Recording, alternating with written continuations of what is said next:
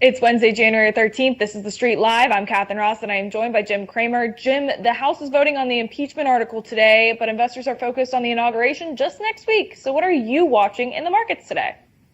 Well, obviously, I don't want violence. I do think that the propensity for there to be violence these days in what I saw last week at the Capitol makes it so that the tension's heightened. I was watching on this morning on we call it WEX, Worldwide Exchange. Frank Holm was interviewing someone from Wikipedia, it was Investopedia, and they said that more than 50% of the people are worried about the actual country, which I think means they're worried about violence. And so I think that that's on the table. I think it's worrying people.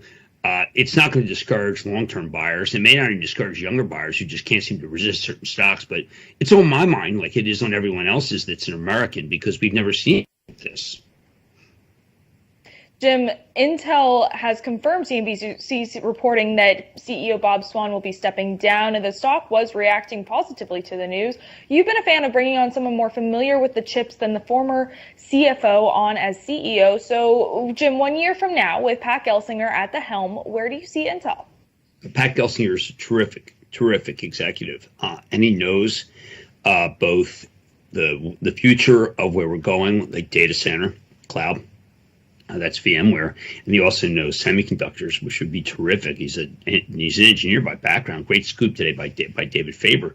And what I'm most certain about is that I don't think Bob wanted the job, and I said that because I interviewed him 21 days before he took the job, and he said he had no interest in the job.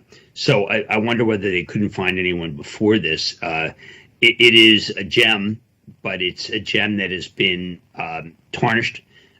Can it be revitalized? I don't know. It's going to take a long time for them to catch up to NVIDIA and AMD.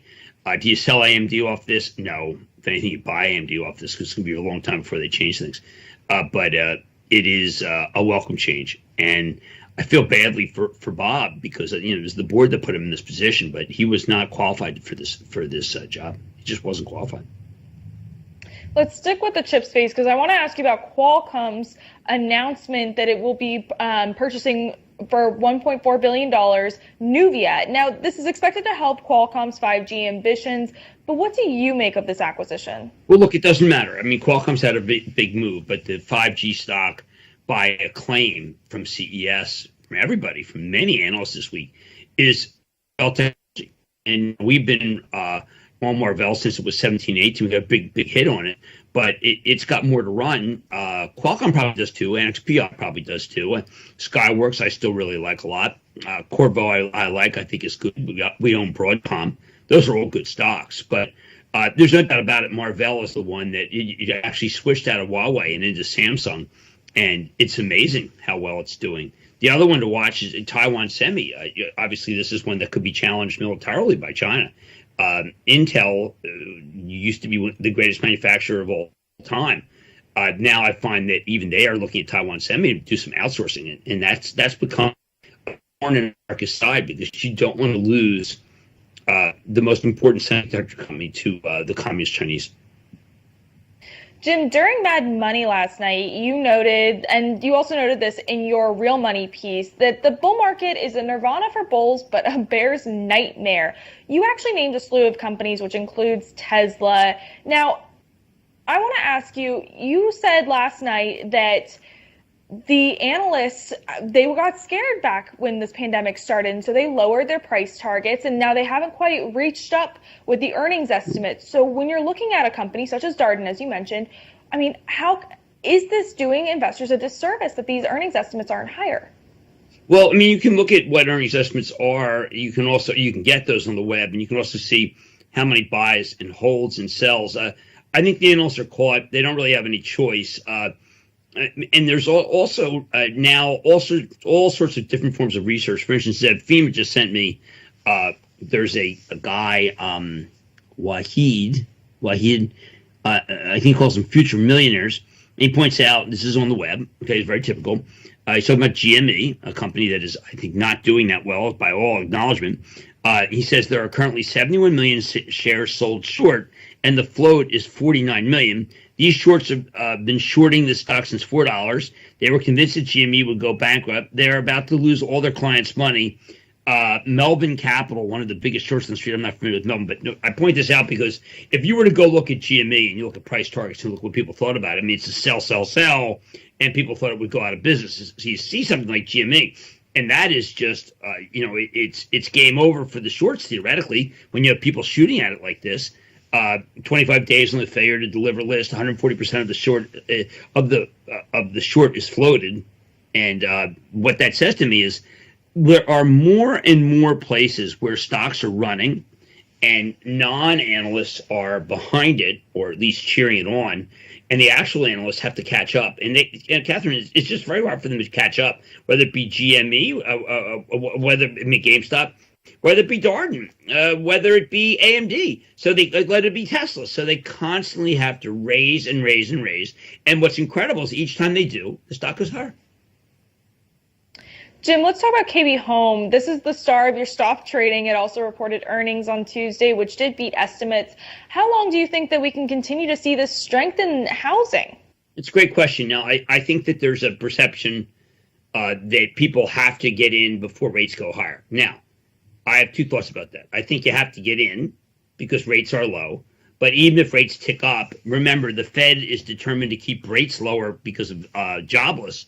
So there's not a rush to buy. There is not a lot of inventory out there, though. And KB Homes has some inventory, and it's selling at better prices. And that is a virtuous circle. It's not like the old days, though, where they're building a lot of homes on spec, and who knows what that will happen. They know what the demand is. The home builders have gotten a little bit more of a PE multiple because they're no longer gunslingers. But I definitely believe that KB Homes is doing incredibly well, and that is therefore the stock is not over. Jim, right now I'm looking at the chart of Visa. Visa, for those who are unaware, is abandoning its takeover of PLAID following DOJ's antitrust concerns. What's next for both of these companies? Well, I mean, I was shocked that Visa thought that they could buy that. I mean, it's a fintech company. That's why the stock's not down that much. I think that people just say, all right, well, they're moving on. Look, these stocks trade on cross-border travel and cross-border transactions. And there have been very few because of COVID. And so the stocks have really done nothing. Got a recommendation this morning for one that we own for Action Alerts, MasterCard, which has been a disappointment. It's down 3% for the year. Didn't do that well last year.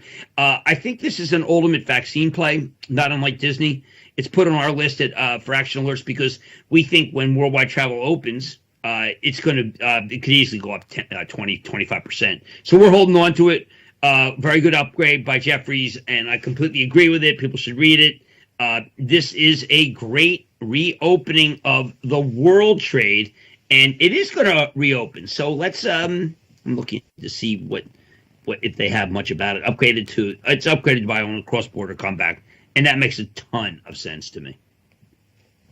So, Jim, your mad dash for both yesterday and today was Zoom. And based on that, what was your takeaway from Zoom raising $1.75 billion in new stock offering? Well, look, I think that Zoom has been a laggard. And now I think what happens is people immediately say, wait a second.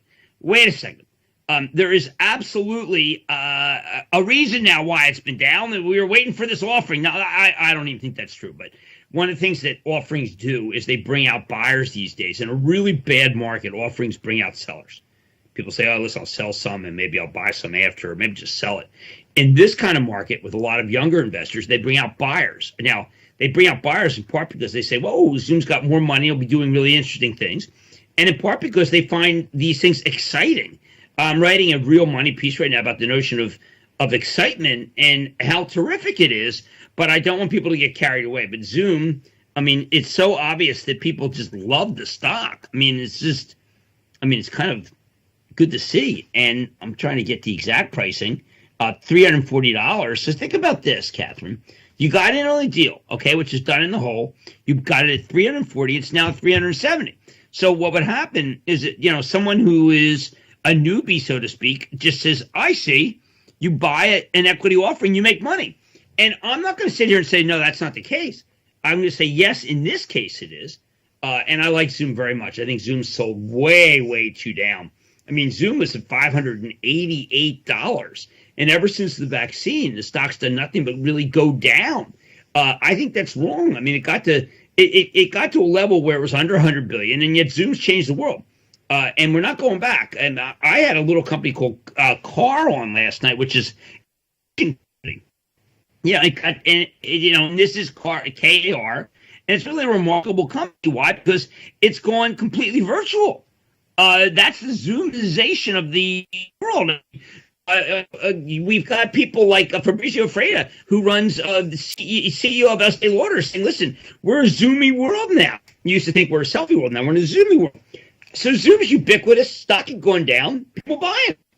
It is.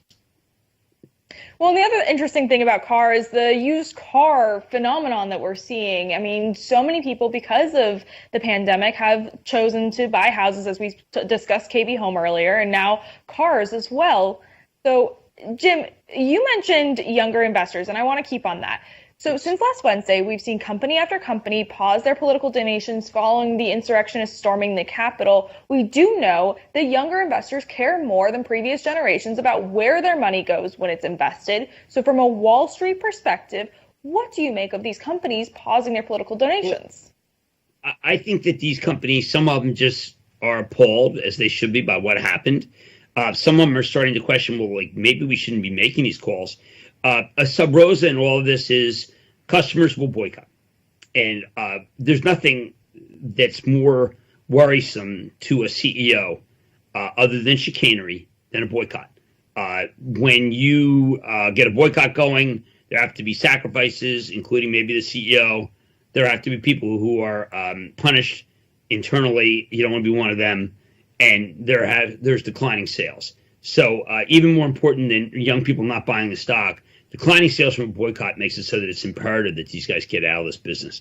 And anyone who's still in it is going to be a target. We're in a different kind of society now.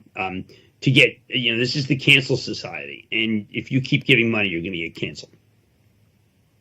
And with that, we're now heading over to our Action Alerts Plus daily rundown show, which is exclusive for members. Jim and his team, both Zev Fima and Jeff Marks, have been making some interesting moves by trimming some of their names and actually exiting a position. So we're going to discuss that over on actionalertsplus.com. I'm Katherine Ross, and we'll see you tomorrow.